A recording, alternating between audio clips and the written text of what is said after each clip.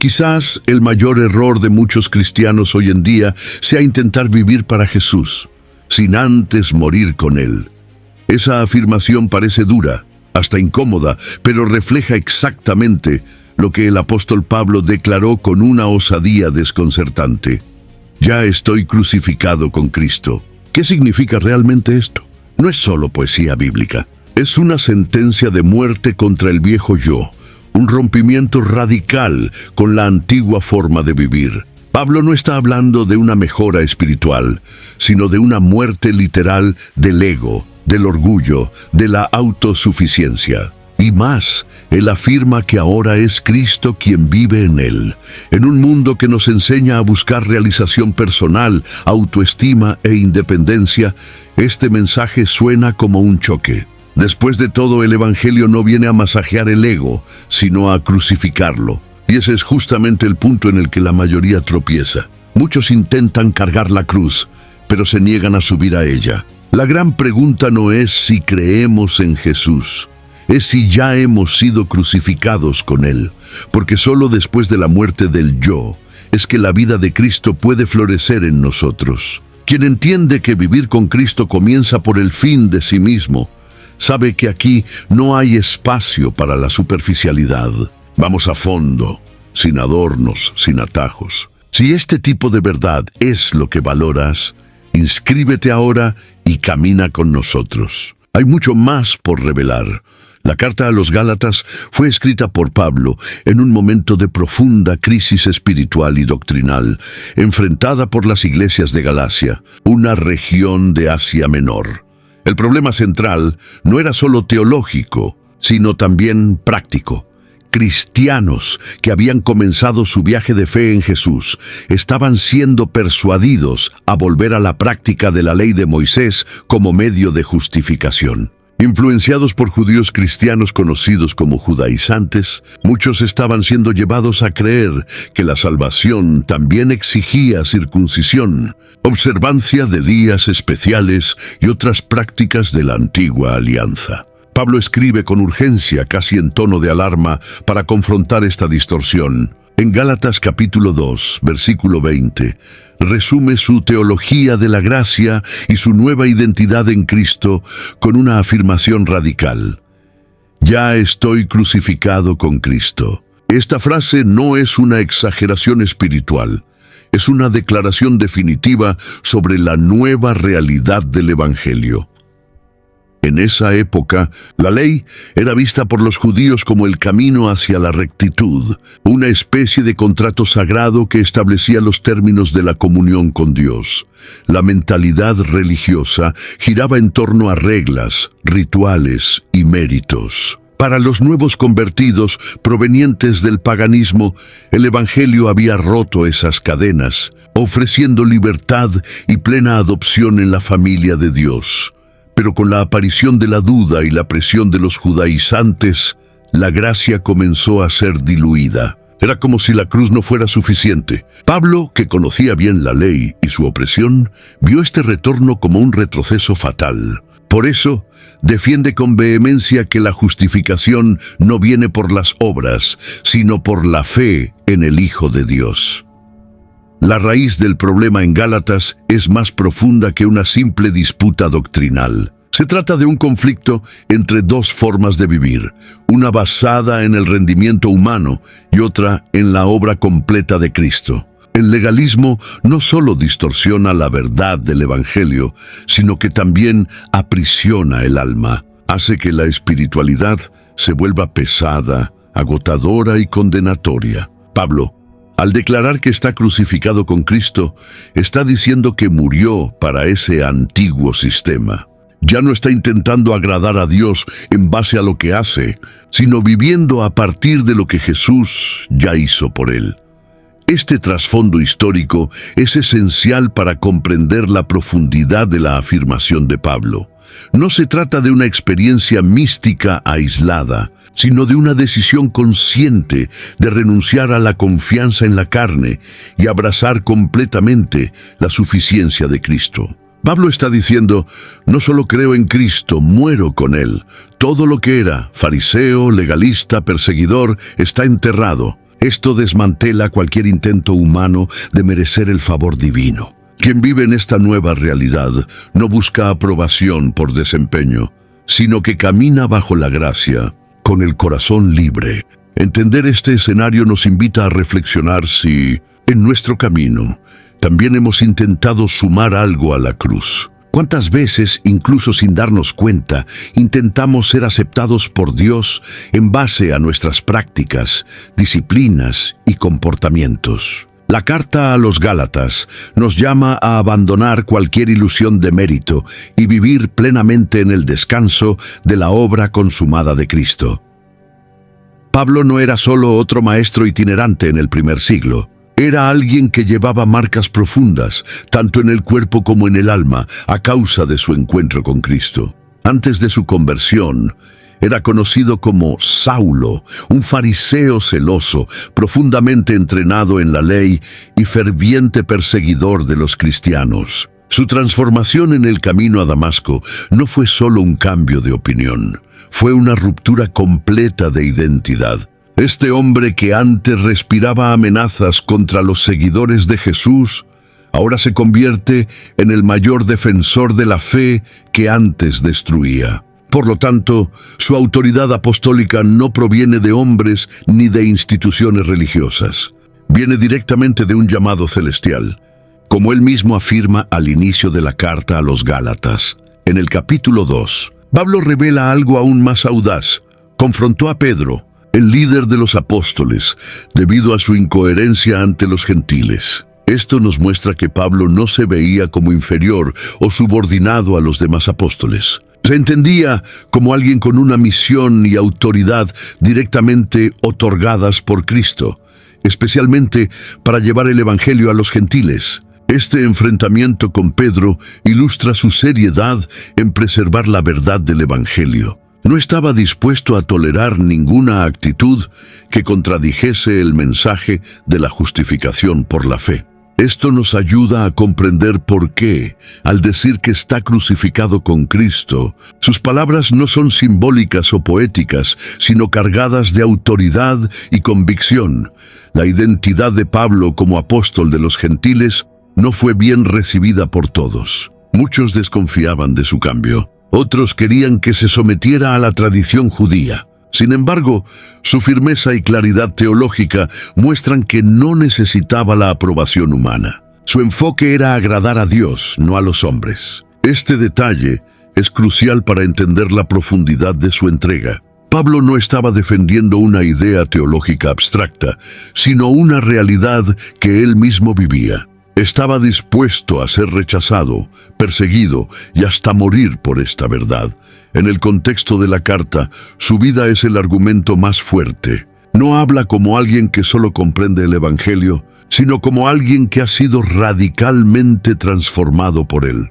Esta autoridad no es fruto de estudio únicamente, sino de experiencia, sufrimiento y rendición total. Pablo no intenta construir su reputación en base a títulos o currículo religioso. Su credibilidad proviene de su cruz personal, y es con esta autoridad que nos invita a reflexionar de qué manera nuestra vida refleja el Evangelio que decimos creer. Al mirar a Pablo, nos damos cuenta de que la verdadera autoridad espiritual no se impone por la fuerza, sino que se revela en la coherencia entre palabras y actitudes. El apóstol no era perfecto, pero estaba completamente entregado. Su voz resuena con peso porque proviene de alguien que ha perdido todo para ganar a Cristo. Y en este contexto, la frase «ya estoy crucificado con Cristo» adquiere una dimensión de coraje y entrega que pocos se atreverían a repetir con tal honestidad.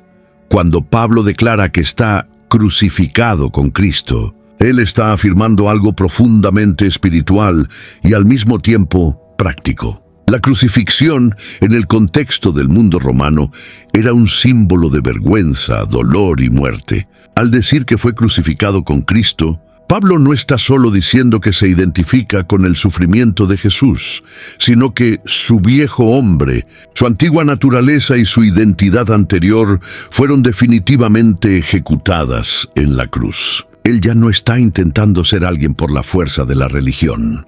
Él ya ha muerto. Y solo quien ha muerto para sí mismo es capaz de vivir para Dios de forma auténtica y libre. Esa unión con Cristo en la cruz es el corazón del Evangelio. No es solo una inspiración moral o una motivación para buenas obras, sino una realidad espiritual en la que el creyente participa activamente de la muerte y de la resurrección de Jesús.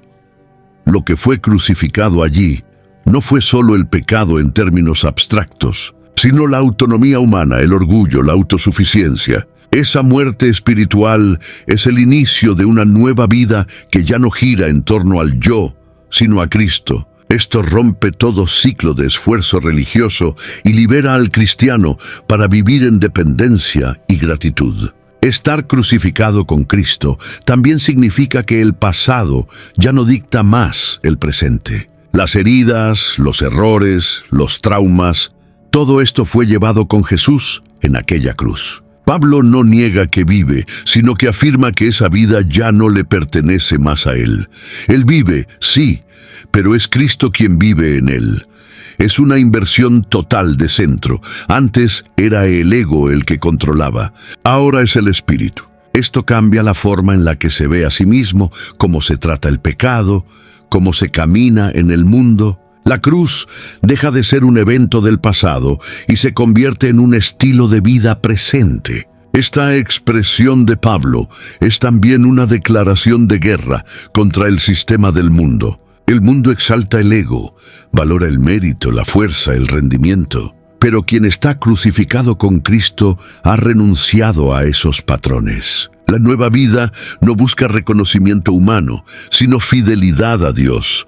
Esto es liberador, pero también desafiante, pues significa que a los ojos del mundo esta nueva vida puede parecer debilidad, renuncia o incluso locura. Aún así, es en ella donde está el verdadero poder. El llamado de Pablo en Gálatas no es para un cristianismo cómodo, sino para una rendición total. Quien está crucificado con Cristo no negocia con el pecado, no vive por la apariencia y no busca agradar a los hombres. Vive a partir de la cruz en amor, humildad y verdad. Y esta es la mayor evidencia de que algo nuevo ha nacido. Cuando el yo muere y Cristo se convierte en el centro, no solo de palabras, sino de toda la vida. Hasta aquí ya se ha podido percibir que estar crucificado con Cristo no es solo teoría, es una renuncia real que vuelve todo al revés.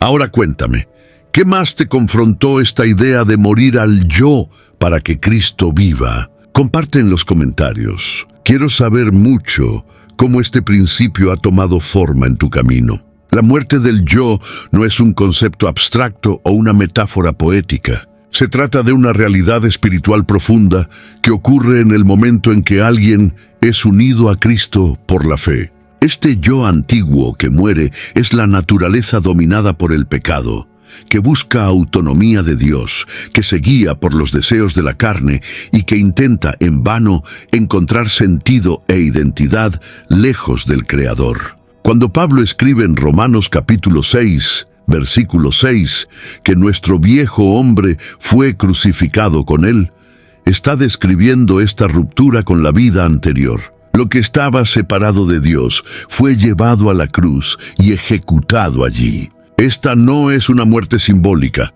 sino una muerte espiritual con efectos reales en el presente. La dimensión espiritual de esta muerte también apunta a un cambio de señorío. El yo que reinaba dentro de nosotros ya no tiene más el trono. Antes, nuestras voluntades, emociones y decisiones giraban en torno a nuestra propia satisfacción. Ahora, con Cristo viviendo en nosotros, es Él quien gobierna. No se trata de anulación de la personalidad, sino de redención de la voluntad. Lo que antes era motivado por egoísmo y vanidad, ahora se reorienta hacia la gloria de Dios. Y esto se manifiesta en los detalles de la vida cotidiana, en la forma en que hablamos, nos relacionamos, tomamos decisiones, e incluso en la manera en que reaccionamos ante ofensas. Esta muerte para el yo también significa morir para lo que el mundo espera de nosotros. Las presiones sociales, los patrones impuestos por la cultura, la constante necesidad de probar valor, todo esto se debilita cuando entendemos que hemos sido crucificados con Cristo. Ya no necesitamos competir, justificarnos o buscar validación fuera de la cruz. La identidad firmada en Cristo nos libera de la esclavitud de agradar a todos y del miedo constante de fallar. Esto genera descanso, confianza y valentía para vivir con integridad. Sin embargo, esta experiencia no elimina el conflicto interior. El yo antiguo, aunque crucificado, aún intenta manifestarse. Por eso, la vida cristiana implica un proceso diario de renovación y vigilancia. Es una elección continua de rechazar el viejo modo de pensar y actuar y de revestirse del nuevo hombre, creado según Dios. Pablo exhorta a los cristianos en Efesios capítulo 4, versículo 22 al 24, a dejar el viejo hombre y renovarse en el espíritu de la comprensión. Morir con Cristo es un punto de partida. Permanecer en esta muerte es un ejercicio diario de fe y entrega. La verdadera espiritualidad no se mide por experiencias místicas o conocimiento teológico, sino por cuánto el yo ha sido dejado de lado para que Cristo aparezca. Es en este lugar de muerte donde nace la vida abundante, y es en este enfrentamiento interno que la autenticidad de la fe es forjada, no en las palabras que decimos, sino en las elecciones silenciosas de cada día. Cuando dejamos a Cristo vivir en lugar del yo, la frase «no vivo más yo», sino Cristo vive en mí, no es solo un cambio de lenguaje, es una revolución de identidad. El Evangelio no viene para perfeccionar quién somos, sino para darnos una nueva existencia. Esta nueva identidad ya no está fundamentada en raza, clase social, pasado, logros o fracasos. Está centrada en la vida de Cristo, implantada dentro de nosotros. El propio Pablo escribe a los Corintios que, si alguno está en Cristo, nueva criatura es. Las cosas viejas ya pasaron. 2 Corintios capítulo 5, versículo 17. Esta nueva identidad no es algo que construimos, sino que recibimos. Vivir a partir de esta nueva identidad es un proceso de descubrir quiénes somos a la luz de quién Él es. Cristo viviendo en nosotros significa que su mente, sus sentimientos, sus motivaciones y su poder están ahora accesibles, operando en lo más profundo de nuestro ser. Esto redefine nuestras reacciones, nuestras prioridades, incluso nuestra manera de pensar sobre éxito y fracaso. La presencia de Cristo en nosotros no es solo un consuelo, es una fuente continua de transformación. Cada momento se convierte en una oportunidad para Él expresarse a través de nuestras actitudes y elecciones. Esta nueva identidad también nos libera del peso de intentar ser alguien. En el mundo somos llevados a creer que nuestro valor depende de lo que realizamos, de la imagen que proyectamos, del reconocimiento que recibimos. Pero cuando Cristo vive en nosotros, descubrimos que somos hijos, herederos, amados, independientemente de nuestra performance. La cruz anula la lógica meritocrática e inaugura la lógica de la gracia. Esta conciencia trae paz, pero también responsabilidad, vivir de modo digno de aquel que ahora habita en nosotros. El impacto de esta identidad se refleja en las relaciones. Cuando Cristo vive en mí, eso afecta la forma en que trato al prójimo, cómo lidio con ofensas, cómo sirvo a quienes están a mi alrededor. Esta nueva vida no está orientada hacia adentro, sino que rebosa en amor práctico. Y aquí está uno de los mayores signos de autenticidad cristiana, cuando la presencia de Jesús en mí no se queda confinada a momentos devocionales, sino que se manifiesta en la manera en que cuido, perdono, acojo, enseño y sirvo. La identidad en Cristo no es un accesorio espiritual, es el núcleo de la existencia cristiana. Cuando Pablo dice que Cristo vive en él, está afirmando que su vida ha sido totalmente invadida, transformada y redirigida por Jesús. y esta realidad no era exclusiva de él.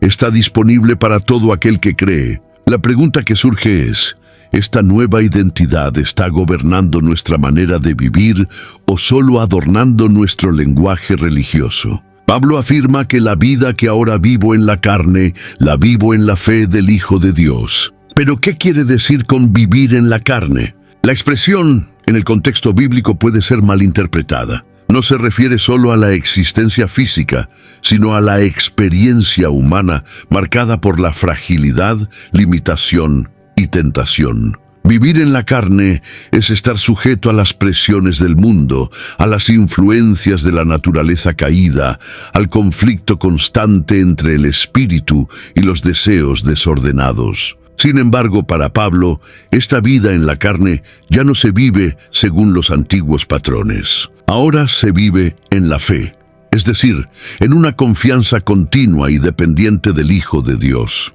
Es importante entender que Pablo no niega la realidad de la lucha. Reconoce que aún habita en un cuerpo sujeto a la debilidad, que aún necesita lidiar con inclinaciones que intentan oponerse a la nueva naturaleza en Cristo. En Romanos capítulo 7, describe este conflicto interno de forma visceral, pero aquí en Gálatas capítulo 2, muestra que hay un camino superior. Vivir en la carne, sí, pero dominado por la fe. Esto significa que, aunque aún habite en un mundo caído, su brújula, su fuerza y su motivación ya no provienen de la carne, sino de la fe en aquel que murió por él. La fe en este contexto no es solo creencia intelectual o esperanza futura, es confianza relacional. Es saber que incluso cuando la carne grita, la gracia es más fuerte, que incluso cuando fallamos, Él permanece fiel, que incluso en medio del dolor hay presencia. Vivir en la fe es caminar sabiendo que no estamos más intentando agradar a Dios con nuestras fuerzas, sino confiando en que Él ya nos aceptó en Cristo y nos capacita diariamente a vivir según esta verdad. Este tipo de vida rompe el ciclo de culpa y condenación. Cuando vivimos en la carne sin fe, somos consumidos por la oscilación de sentimientos y circunstancias. Pero cuando vivimos en la carne con fe, encontramos estabilidad, firmeza, dirección. Esto no nos hace perfectos, pero nos mantiene en un proceso constante de madurez. La carne aún está presente, pero ya no gobierna. La fe en el Hijo de Dios nos da poder para resistir, para levantarnos después de caer, para amar cuando todo en nosotros quiere cerrarse.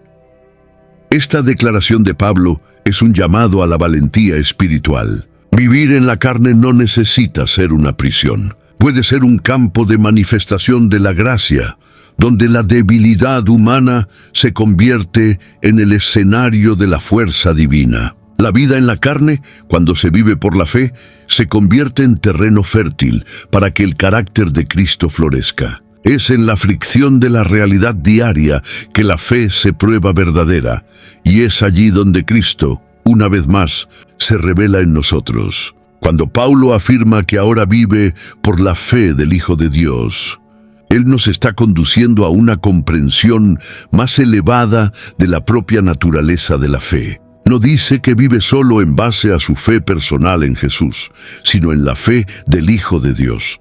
Esta construcción, a menudo ignorada, carga un peso teológico y espiritual enorme. Se trata de una fe que nace de la propia obra de Cristo, una confianza que no depende del esfuerzo humano, sino que se ancla en la fidelidad absoluta de Jesús a la voluntad del Padre.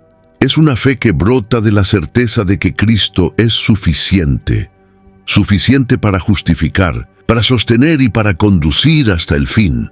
Esta fe no es inestable como los sentimientos humanos, ni depende de las circunstancias. Es una fe sólida, construida sobre una roca firme. En Hebreos capítulo 12, versículo 2, Jesús es llamado autor y consumador de la fe. Esto significa que la verdadera fe comienza en Él, es alimentada por Él y será completada por Él.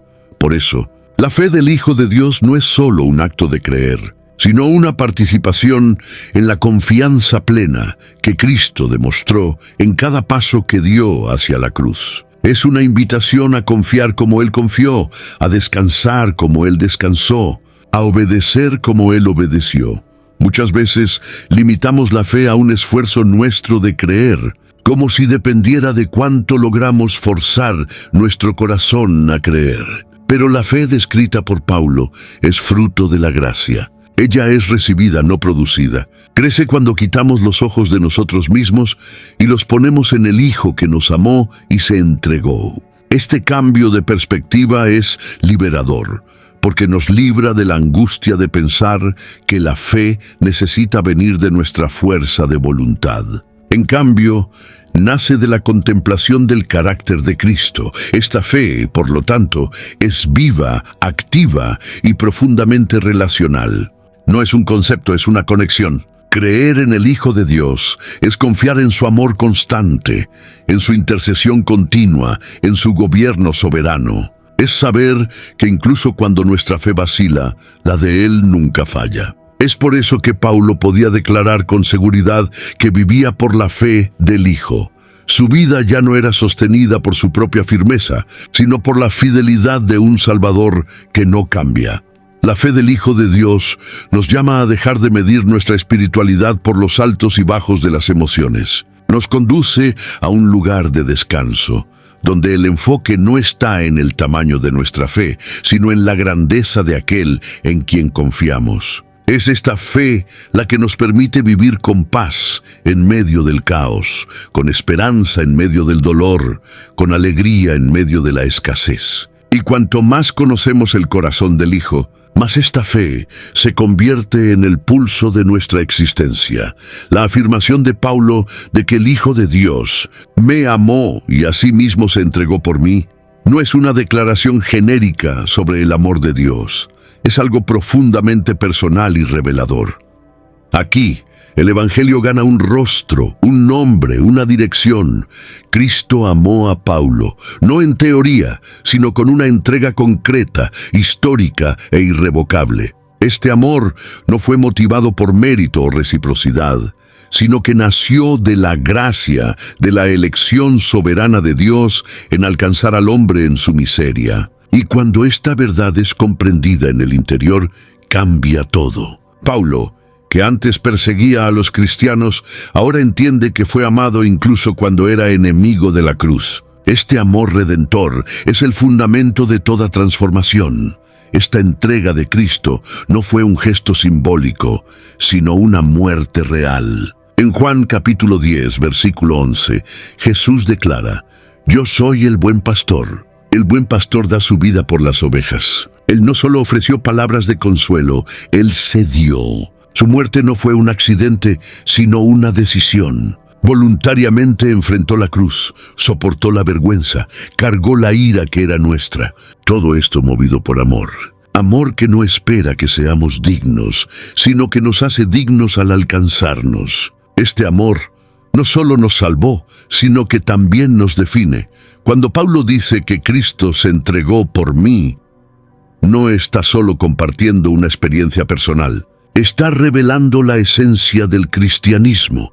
La fe no comienza con lo que hacemos por Dios, sino con lo que Él hizo por nosotros. Este amor es lo que mueve la fe, sostiene la obediencia y da sentido al sufrimiento. Saber que hemos sido amados de esta manera genera seguridad. En medio de las fallas, este amor no cambia. Ante las pérdidas permanece firme. Y en el momento de la muerte, sigue siendo nuestra garantía de vida eterna. Este amor redentor también nos constriñe. En 2 Corintios capítulo 5, versículo 14, Paulo escribe que el amor de Cristo nos constriñe. No es un amor permisivo, que nos deja como estamos, sino un amor que transforma. Cuando alguien entiende que fue amado de esta manera, no puede vivir de la misma manera. Hay un deseo sincero de corresponder, de vivir de manera digna de este amor. La entrega de Cristo nos llama a la entrega personal. Él se dio por nosotros, para que nosotros ahora nos entreguemos a Él. Más que un sentimiento, el amor de Cristo es una fuerza que renueva el corazón, destruye el orgullo y restaura la dignidad. Es este amor que sana heridas antiguas, que nos hace perdonar a quienes nos hirieron, que nos levanta cuando caemos. Y es este amor que sostiene el alma en los días oscuros, cuando todo parece derrumbarse. Saber que hemos sido amados y que esta entrega fue personal nos da valor para seguir y esperanza para recomenzar cuantas veces sea necesario.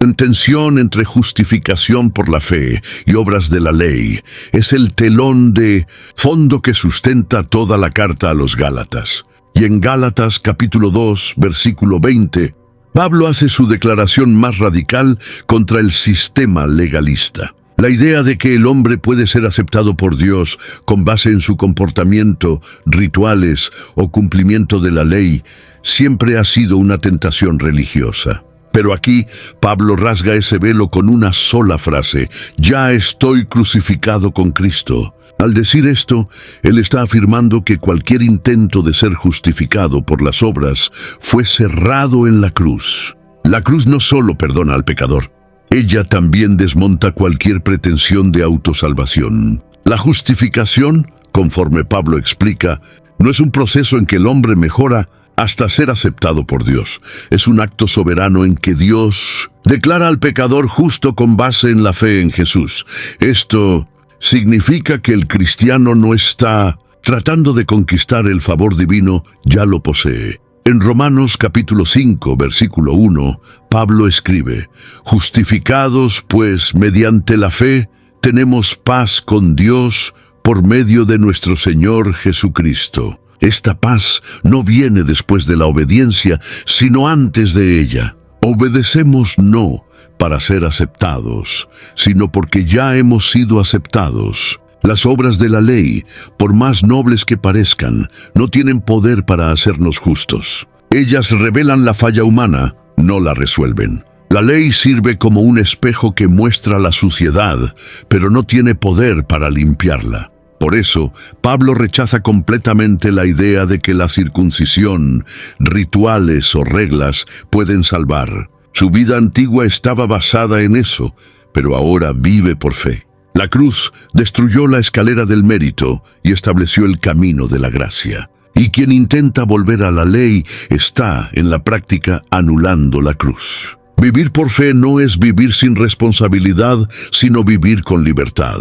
La gracia no nos deja atados a la culpa, sino que nos capacita a vivir en santidad con alegría. Las buenas obras ahora son frutos del Espíritu, no intentos de autopromoción espiritual. Ellas fluyen de un corazón que ya ha sido transformado, no de un alma que está tratando desesperadamente de probar su valor. Esa es la diferencia entre religión y evangelio. Una exige esfuerzo constante, la otra ofrece descanso en Cristo. El contraste entre fe y obras en ese versículo no es solo teológico, es existencial. ¿Dónde estamos buscando nuestra seguridad? ¿En lo que hacemos o en lo que Cristo ya hizo? Esta pregunta define el tipo de vida que tendremos, una marcada por la ansiedad de hacer más, o una guiada por la confianza en un Salvador que ya hizo todo. Y es esta confianza la que permite a Pablo decir: no vivo más yo, porque todo lo que él era, inclusive su orgullo religioso, fue dejado en la cruz. La unión con Cristo es una de las doctrinas más profundas y transformadoras de la fe cristiana, y ella está implícita cuando Pablo declara que está crucificado con Cristo. Esta unión espiritual no es solo una conexión emocional con Jesús, sino una realidad invisible y permanente en que el creyente pasa a compartir de la muerte, resurrección y vida del Hijo de Dios. Eso lo cambia todo, porque si estamos unidos a Cristo, entonces el poder del pecado sobre nosotros también ha sido quebrado. Como Pablo enseña en Romanos capítulo 6, versículo 11, debemos considerarnos muertos para el pecado, pero vivos para Dios en Cristo Jesús. Esta unión no elimina la presencia del pecado en el mundo, pero debilita su dominio sobre nosotros. El pecado deja de ser nuestro Señor. La tentación puede seguir llamando a la puerta, pero ya no encuentra un trono ocupado por el yo. Cristo reina allí, Y es por causa de esta unión que podemos resistir al pecado con poder real, no con fuerza de voluntad humana, sino con el poder de la resurrección que ahora opera en nosotros. No luchamos solos ni con armas frágiles, luchamos con el propio Cristo viviendo en nosotros. Esta verdad cambia nuestra postura ante la tentación. En lugar de ceder con facilidad o vivir en culpa constante, pasamos a actuar como alguien que tiene autoridad. Eso no significa ausencia de lucha, sino presencia de victoria. La unión con Cristo nos posiciona en un nuevo territorio espiritual. No estamos más en la sombra de la muerte, sino en el dominio de la vida. Este entendimiento es esencial para el cristiano, que desea andar en santidad sin caer en legalismo. Es la cruz la que nos libera, no la disciplina por sí sola. Además, esta unión genera un sentido de pertenencia e identidad que fortalece el alma. Cuando nos sentimos tentados, no estamos enfrentando la batalla como huérfanos espirituales. Estamos en Cristo, y porque estamos en Él, su obediencia se ha convertido en nuestra justicia, su victoria es nuestra esperanza. Eso no solo nos da fuerza, sino que nos protege contra la acusación del enemigo. La unión con Cristo silencia la voz de la condenación y amplifica la voz de la gracia. Saber que estamos unidos a Cristo debería llevarnos a una vida de temor santo y gratitud. Cada paso, cada decisión, cada pensamiento ahora lleva el peso de la presencia de Jesús en nosotros. Y esto no es una carga, es un honor. El Dios eterno eligió habitar en el corazón humano. Y es esta verdad la que transforma la forma en que enfrentamos las tentaciones. No como esclavos luchando por libertad, sino como hijos que ya han sido liberados, viviendo a partir de la victoria de la cruz. La fe, cuando verdadera, nunca permanece solo en el plano de las ideas. Ella moldea, transforma, renueva. Cuando Pablo afirma que ahora vive por la fe del Hijo de Dios, él está diciendo que esta fe es el principio activo que define su forma de pensar, desear y actuar. La fe en Cristo no es solo un billete para el cielo, es una lente a través de la cual todo es reinterpretado. En Romanos capítulo 12, versículo 2, somos exhortados a no conformarnos a este mundo, sino a ser transformados por la renovación de la mente. Esta renovación es obra de la fe que habita en el corazón del creyente. La fe cambia nuestros pensamientos porque nos alinea con la verdad de Dios. Antes, nuestra mente era guiada por miedo, orgullo, envidia, ambición. Pero ahora, ella comienza a ser disciplinada por la palabra y sensibilizada por el Espíritu. Pasamos a discernir lo que es bueno, agradable y perfecto. Este proceso no ocurre de un día para otro, sino que se vuelve evidente en las pequeñas decisiones, en las palabras que elegimos usar, en las prioridades que adoptamos, en la forma en que tratamos a los demás. La mente de Cristo comienza a ser formada en nosotros. Los deseos también son impactados. Lo que antes nos atraía pierde fuerza. Lo que antes parecía irresistible, ahora es visto como vacío. La fe nos da nuevos apetitos, hambre de justicia, sed de santidad, deseo por comunión. Este cambio no es forzado, sino natural. Es como una planta que, al ser enraizada en suelo fértil, comienza a producir nuevos frutos. El corazón renovado por la fe ya no encuentra placer en las obras de la carne, sino en los frutos del Espíritu, como amor, alegría, paz y dominio propio, conforme está descrito en Gálatas capítulo 5, versículo 22. Con pensamientos y deseos renovados, el comportamiento también se transforma. La fe verdadera siempre se manifiesta en acción. No se trata de perfección, sino de dirección. Hay una inclinación constante a obedecer, servir, amar, perdonar. Y aun cuando erramos, la fe nos llama de vuelta, nos convence, nos restaura. La gracia que nos salvó es la misma que nos enseña a vivir de forma piadosa, como está escrito en Tito capítulo 2, versículo 12.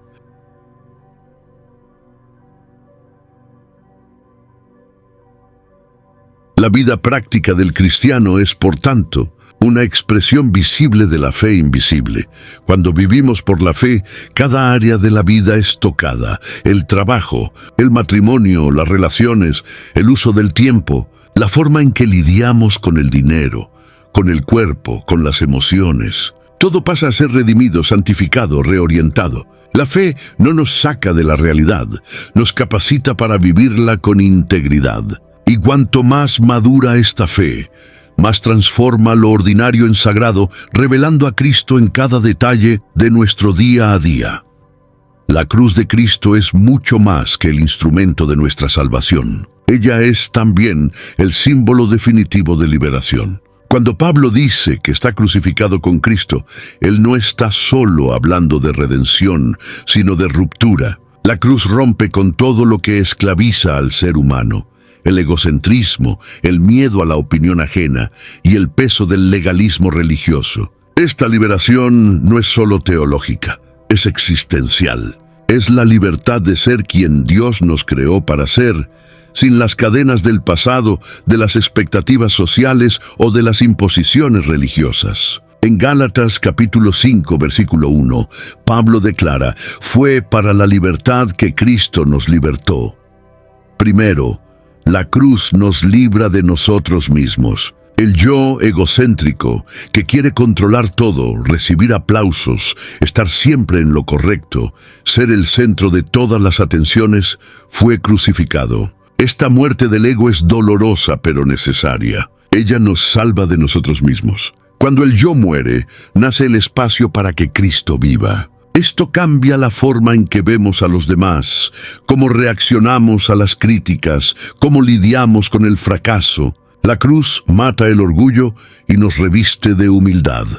Luego, la cruz nos libera de la tiranía de la opinión de los demás. ¿Cuántas personas viven cautivas de lo que otros piensan, tratando de corresponder a estándares irrealistas, con miedo constante al rechazo?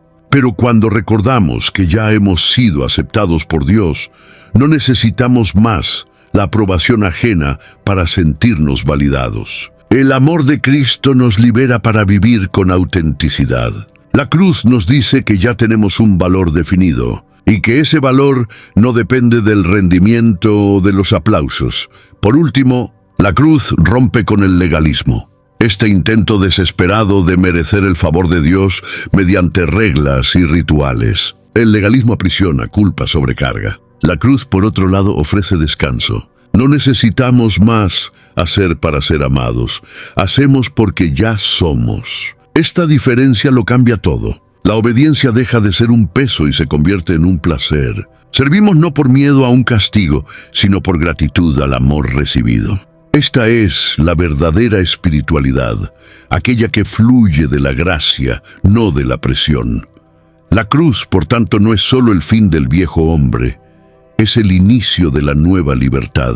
Quien entiende esta verdad pasa a caminar más ligero, más sincero, más humano. Vive sin máscaras, sin miedo, sin cargas deshumanas. Y sobre todo, vive con los ojos fijos en Cristo, el autor de la libertad que solo la cruz puede conceder. Una vez crucificados con Él, nunca más seremos los mismos y nunca más seremos esclavos.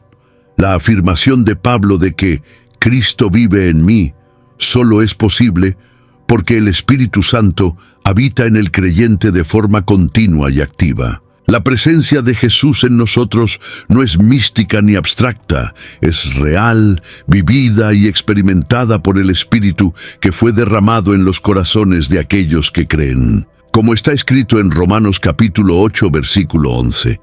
Si el Espíritu de aquel que resucitó a Jesús de entre los muertos habita en vosotros, aquel que resucitó a Cristo Jesús también vivificará vuestros cuerpos mortales. Esto nos revela que el mismo poder que trajo a Jesús de vuelta a la vida es el que hoy nos da fuerza para vivir de forma santa, íntegra y fiel. La presencia de Cristo en nosotros no es esporádica, no depende de nuestro desempeño, ni viene y va conforme a nuestro humor o comportamiento. El Espíritu Santo permanece. Él consuela, guía, instruye y corrige. Él es la voz que susurra dirección en el caos, que reaviva la esperanza en los momentos de oscuridad. Su presencia transforma ambientes, cambia decisiones y nos impide seguir por caminos de muerte. Con Cristo habitando en nosotros por medio del Espíritu, ya no estamos solos, ni siquiera en los desiertos del alma.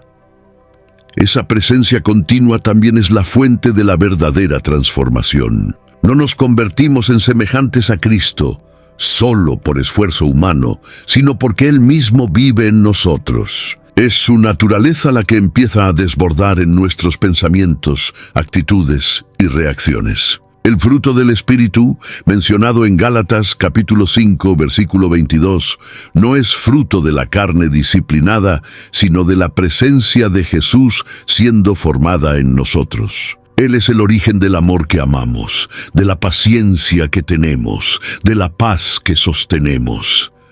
Además, esa presencia nos da seguridad en tiempos de incertidumbre. Saber que Cristo vive en nosotros cambia nuestra perspectiva ante las luchas. No oramos a un Dios distante, sino que dialogamos con alguien que está dentro de nosotros. No enfrentamos tentaciones solos, sino con la presencia constante del Santo, y aun cuando caemos, su voz nos levanta, su amor nos cubre, su gracia nos reconduce. Cristo en nosotros es la esperanza de la gloria, como dice Pablo en Colosenses capítulo 1. Versículo 27. El resultado de esa presencia es una vida que lleva marcas visibles de Jesús. Es imposible que Él habite en alguien sin que esa persona comience a parecerse a Él. Por eso, cuanto más conscientes estamos de esa habitación, más rendidos nos volvemos, más maleables al toque divino, más atentos a lo que hiere su corazón. Y es en ese ambiente de comunión constante que la santidad deja de ser una imposición y se convierte en un deseo ardiente, fruto del amor por aquel que ahora vive en nosotros. Vivir con Cristo en nosotros requiere algo que no puede ser ignorado: dependencia diaria. La nueva vida en Cristo no es un evento aislado, sino una relación continua que exige conexión. Y esa conexión se da mediante la oración, la palabra y la comunión con los hermanos. Pablo, al afirmar que ya no vive más él, sino que Cristo vive en él, también nos está enseñando que esta nueva vida necesita alimento espiritual constante para mantenerse firme. En Juan capítulo 15, versículo 5, Jesús declara: «Sin mí nada podéis hacer». Esta verdad es el cimiento de la vida cristiana. La oración es el primer vínculo de esa dependencia, no como un ritual vacío, sino como diálogo íntimo con el Dios que habita en nosotros. En la oración reconocemos nuestras limitaciones, expresamos nuestros dolores y escuchamos las instrucciones del Espíritu. Es por la oración que vencemos la ansiedad, alineamos nuestros deseos y mantenemos la sensibilidad al actuar divino. El creyente que ora con frecuencia está diciendo con su vida que sabe que no puede seguir solo. La ausencia de oración, por otro lado, denuncia una autoconfianza sutil, pero peligrosa. La palabra de Dios es el segundo pilar de nuestra dependencia. No basta con orar, es necesario escuchar la voz de Dios a través de las Escrituras. La palabra es lámpara para los pies y luz para el camino, como nos recuerda el Salmo 119, versículo 105. A través de ella, Cristo nos revela quién es Él, quiénes somos en Él y cómo debemos vivir. El cristiano que no se alimenta de la palabra pierde fuerza, discernimiento y dirección. En cambio, aquel que medita en ella día y noche se convierte en como un árbol plantado junto a ríos de aguas. El tercer aspecto es la comunión con el cuerpo de Cristo. Vivir con Cristo en nosotros no es un viaje solitario. Hemos sido llamados a vivir en comunidad, ayudando y siendo ayudados. La iglesia es el ambiente donde la nueva vida florece, donde somos confrontados, restaurados y enviados. En Hechos, capítulo 2, versículo 42, vemos a los primeros cristianos perseverando en la doctrina de los apóstoles, en la comunión, en la fracción del pan y en las oraciones. Esta vida en comunidad es parte de la estructura espiritual que sostiene la nueva criatura. La dependencia de Cristo no nos debilita, nos fortalece.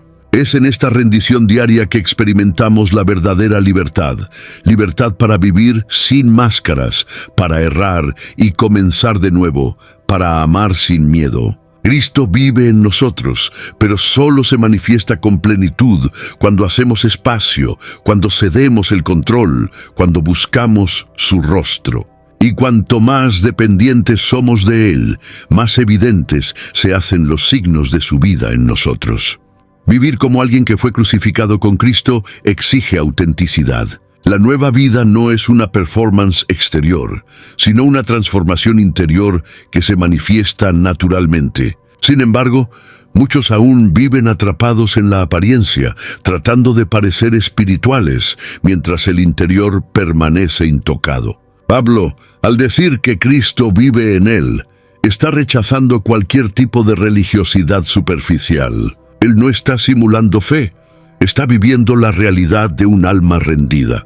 En Mateo capítulo 23, versículo 28, Jesús denuncia a los fariseos por parecer justos por fuera, pero por dentro estar llenos de hipocresía e iniquidad. La apariencia cristiana es fácil de imitar. Basta conocer el lenguaje correcto, frecuentar los lugares correctos, adoptar los comportamientos esperados. Pero esa fachada no resiste al fuego de la prueba ni al silencio de la conciencia. La vida cristiana auténtica no tiene que ver con impresionar a los otros, sino con agradar a Dios en secreto. Se revela en la forma en que tratamos a los invisibles, en nuestra reacción al ser contrariados, en la fidelidad en los bastidores. Es cuando nadie está mirando que Cristo realmente aparece en nosotros. El mayor desafío de la autenticidad es confrontar el ego religioso, el yo que quiere parecer santo, que busca reconocimiento, que se enorgullece de su propia humildad. Ese yo necesita ser crucificado porque transforma la fe en espectáculo. Pablo vivió esto antes de su conversión. Como fariseo, era irreprensible ante los hombres, pero vacío ante Dios. Su nueva vida, ahora en Cristo, está marcada por la verdad, no por la performance. No necesita probar nada a nadie, porque ya ha sido aceptado por Dios. Ser auténtico no significa ser perfecto, sino ser íntegro. Significa no esconder la lucha, no camuflar las caídas, no enmascarar el corazón. La gracia no nos llama a parecer mejores de lo que somos, sino a ser transformados de hecho. Y esta transformación a veces es lenta, dolorosa e invisible a los ojos humanos. Pero es exactamente ahí donde Cristo trabaja, en las profundidades del alma. La autenticidad abre espacio para ese proceso silencioso y sagrado. La vida cristiana verdadera es un viaje de dentro hacia afuera. Y cuanto más conscientes somos de la presencia de Cristo en nosotros, menos necesitamos construir fachadas. Él es suficiente, Él nos sostiene, Él nos transforma. Y eso es lo que el mundo necesita ver. No personas impecables, sino personas auténticas, llenas de la vida de Cristo, incluso en medio de las debilidades humanas. La nueva vida en Cristo no es invisible o estéril. Se manifiesta en frutos perceptibles que revelan la presencia de Dios en el interior del hombre. Pablo, al afirmar que ya no vive más él, sino que Cristo vive en él, está señalando a una transformación real que se evidencia en el carácter y las actitudes del cristiano. En Gálatas capítulo 5, versículo 22, él enumera los frutos del Espíritu: amor, alegría, paz, longanimidad, benignidad, bondad, fidelidad, mansedumbre y dominio propio. Estos frutos no son metas a alcanzar por esfuerzo propio, sino resultados naturales de una vida rendida a Cristo. El primer fruto, el amor, es la base de todos los demás. Se trata de un amor sacrificial, incondicional y práctico. El mismo amor que Cristo demostró al entregarse por nosotros. Quien tiene a Cristo viviendo en sí, ama como Él ama. Perdona sin guardar rencores, sirve sin esperar retorno y extiende gracia incluso cuando es herido. Este amor no depende de reciprocidad, pues nace de una fuente inagotable, la presencia de Jesús en el corazón. Él transforma relaciones familiares, amistades, ambientes de trabajo e incluso los encuentros más difíciles de la vida. La alegría y la paz que brotan de esta nueva vida tampoco están ligadas a las circunstancias externas. Se trata de una alegría que nace de la certeza de la salvación, de la comunión con Dios y del propósito eterno que ahora nos mueve. La paz, por su parte, es fruto de la reconciliación con Dios y de la confianza en su soberanía. Aún ante el caos, esta paz actúa como guardiana del alma, como Pablo describe en Filipenses capítulo 4, versículo 7. La paz de Dios, que supera todo entendimiento, guardará vuestros corazones y vuestras mentes en Cristo Jesús. La justicia y la bondad que fluyen de Cristo también son visibles en aquellos que han sido crucificados con Él. No se trata de justicia propia, sino de un sentido renovado de integridad, empatía y responsabilidad ante el otro. El cristiano que vive esta nueva realidad se convierte en alguien confiable, sensible al dolor ajeno, movido por compasión y compromiso con la verdad.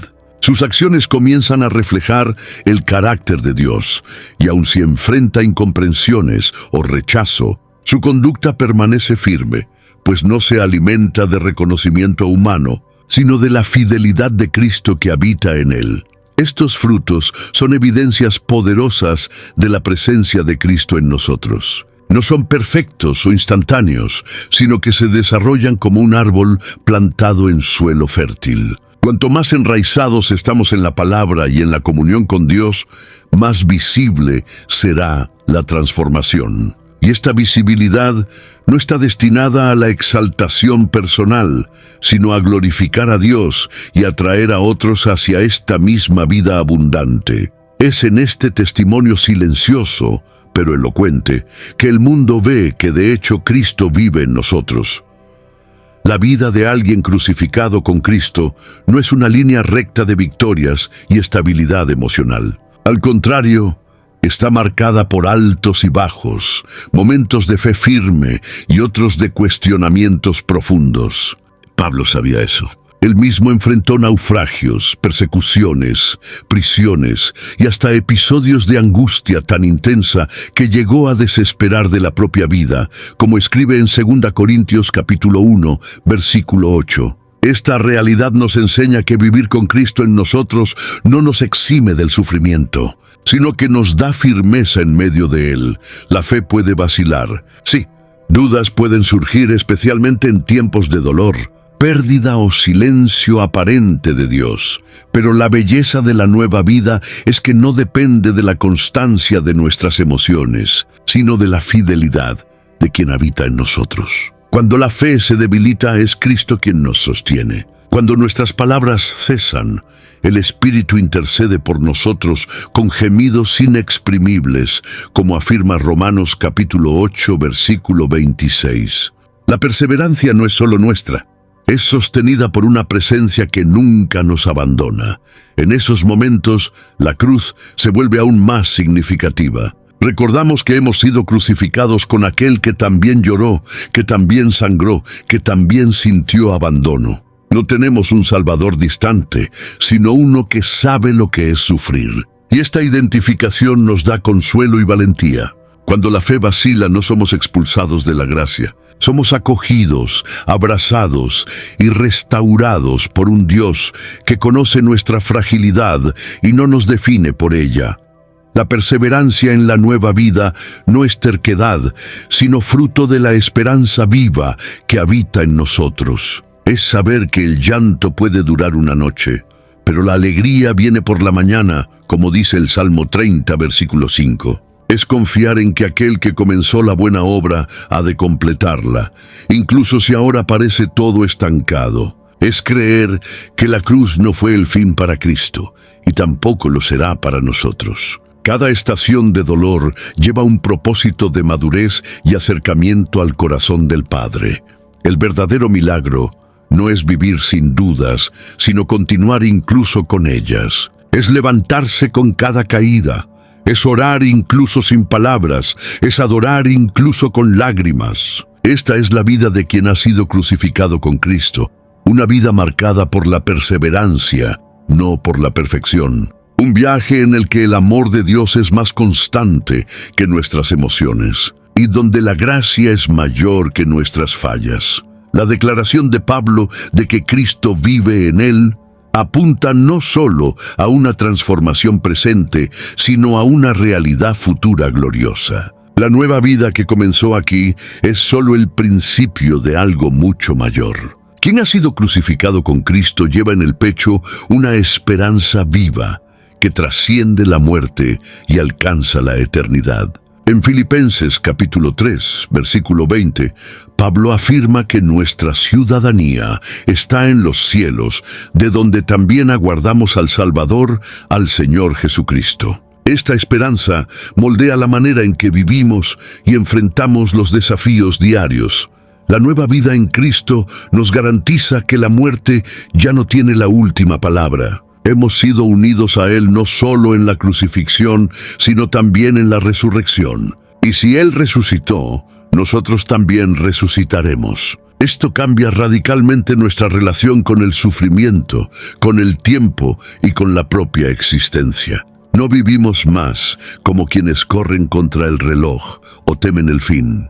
Vivimos como quienes esperan una redención completa, donde todo lo que hoy es lucha será transformado en gloria. El Evangelio no nos promete una fuga de la realidad, sino que nos da fuerza para enfrentarlo con los ojos fijos en la eternidad.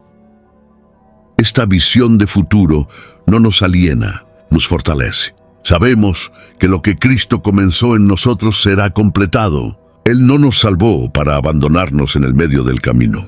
En 1 Juan capítulo 3, versículo 2, leemos: Cuando Él se manifieste, seremos semejantes a Él, porque lo veremos como Él es. La imagen de Cristo siendo formada en nosotros hoy es un presagio de la gloria que será revelada plenamente. Y esta promesa nos impulsa a vivir con propósito, con santidad y con alegría, incluso en medio del dolor. El futuro transformado también nos motiva a invertir en lo que realmente importa. Sabiendo que nuestra vida está escondida en Cristo, dejamos de buscar sentido en cosas pasajeras.